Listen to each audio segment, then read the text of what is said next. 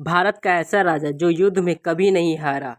सम्राट समुद्रगुप्त की कहानी। समुद्रगुप्त के चौथे राजवंश चंद्रगुप्त के प्रथम के उत्तराधिकारी थे। पाटलिपुत्र उनके साम्राज्य की राजधानी थी। वो वैश्विक इतिहास में सबसे बड़े और सफल सेनानायक एवं सम्राट बने रह जाते हैं।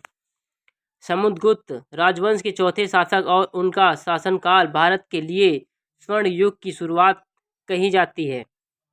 समुद्रगुप्त को गुप्त राजवंश का महानायक राजा माना जाता है। वो उदार शासक, वीर योद्धा और कला के संरक्षक थे। उनका नाम जावा पाठ में तत्र कालिपा के नाम से प्रकट है।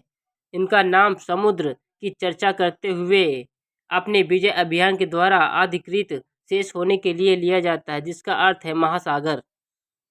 उसका मन प्रसन्न, सुख और व्यवस्थित था। उनके जीवन में सरस्वती और लक्ष्मी का विरोध अवियोग था।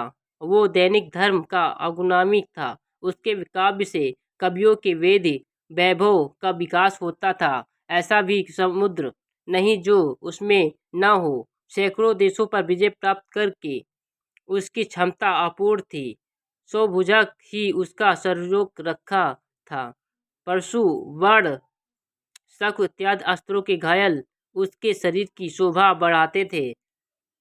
पहले इसने आर्यव्रत के 3 राजाओं, अक्ष का राजा और वृक्ष का राजा पद्मावती का भारविंश राजा नागसेन और राजकेट को विजय कर अपने अधीन किया और बड़े समारोह के साथ पुष्प में प्रवेश किया।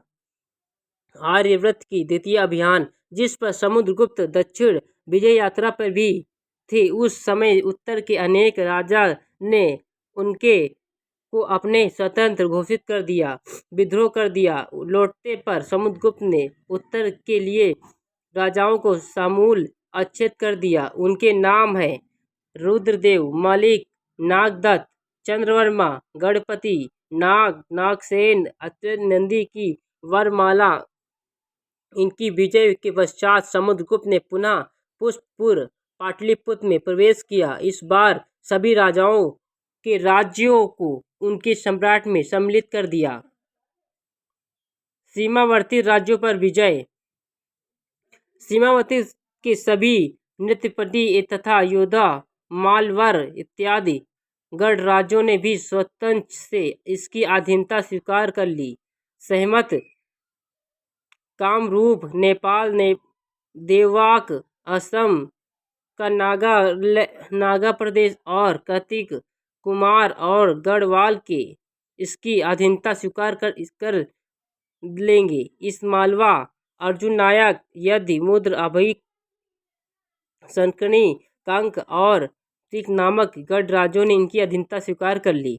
विदेशी राज्यों में विजय किया समुद्रगुप्त ने कई विदेशी राज्य पर विजय प्राप्त की। इनमें से देवपुत्र, शाही, सहीजूर एवं मुर और सेलूक सिंघल के राजा प्रमुख हैं। ये नक्सपति, आत्मनिवेदक, कन्यापालक, दान और गौरवतक अतिपात्रों के ग्रहण द्वारा समुद्रगुप्त की कृपा चाहते थे।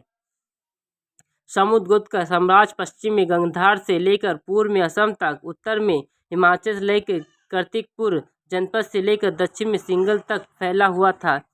अगर आप हमारे चैनल पर नए, चैनल सब्सक्राइब करें, कमेंट करें, लाइक करें, शेयर करें, बेल आइकन दबाना ना भूलें।